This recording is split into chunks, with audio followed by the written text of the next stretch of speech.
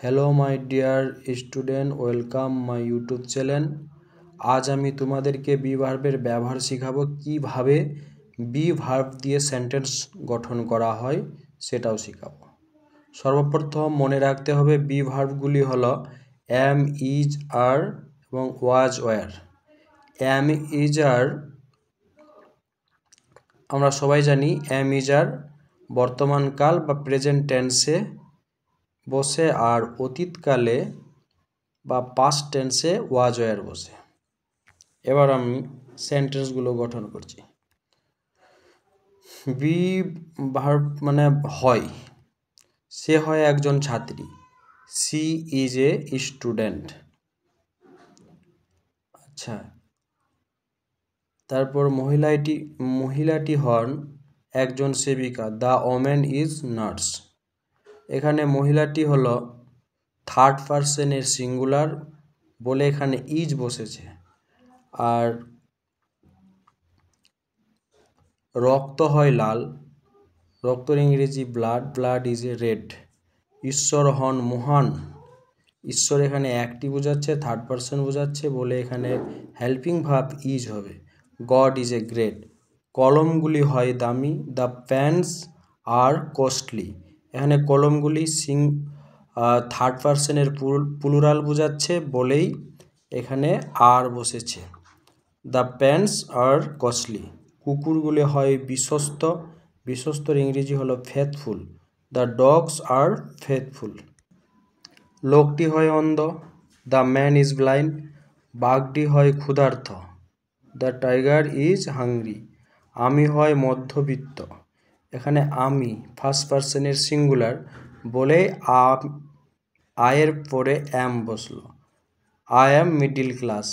আয়নাটা হয় বড়, আয়নার ইংরেজি হচ্ছে mirror. The mirror is big. ফলটি হয় কাঁচা। The fruit is green.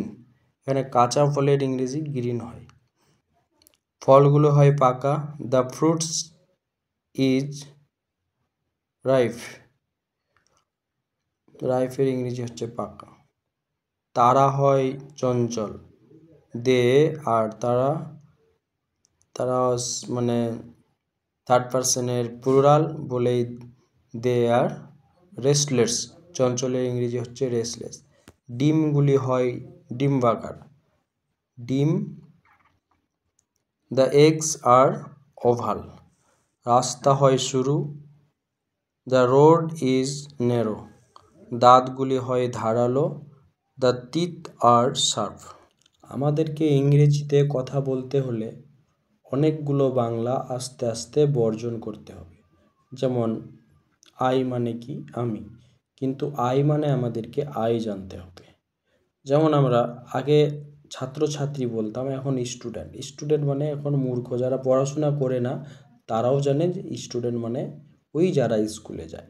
এইরকম আমাদের আস্তে আস্তে বাংলার কথাগুলো, ওয়ার্ডগুলো বর্জন করতে হবে, আর ইংরেজি ওয়ার্ডগুলো বেশি বেশি ইউজ করতে হবে। তাহলে আমরা অবশ্যই ইংরেজি অল্প সময়ের মধ্যে শিখতে পারবো। যেমন আই যদি আমরা জানি, যেমন আমি পাগল, আই অ্যাম মেড, আমি খাবো, আই ইট। এরকম আস্তে আস্তে আমরা অনেকটাই কিছু তাহলে আই, সি, হি, উই এগুলো জানলে আমরা আস্তে আস্তে অনেক ইংলিশ মানে একের পর এক সেন্টেন্স গঠন করতে পারবো। আর বি ভার্ব দিয়ে তো একদম মোটেই কোনো টেনশন নাই। যেমন বি ভার্ব বর্তমানকালে যদি আমরা কথা বলি, অ্যাম, ইজ, আর।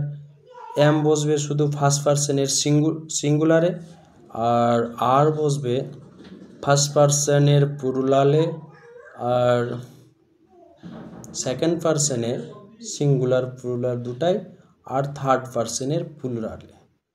বাকি থার্ড পার্সনের সিঙ্গুলারে ইজ বসবে। তাহলে আয়ের সর্বপ্রথম সাবজেক্ট নিতে হবে, সাবজেক্টের পর হেল্পিং ভার্ব, অ্যাম, ইজ, আর, তারপরে অবজেক্ট। এই তো হয়ে গেল আমাদের বি ভার্ব দিয়ে সেন্টেন্স গঠন করা। খুব সামান্যই ব্যাপার। তোমরা এই মানে আমার সেন্টেন্সগুলো এগুলো ফলো করো অবশ্যই। আস্তে আস্তে অতি অল্প সময়ে ইংলিশ শিখতে পারবে, কথাও বলতে পারবে, এটা আমার গ্যারেন্টি।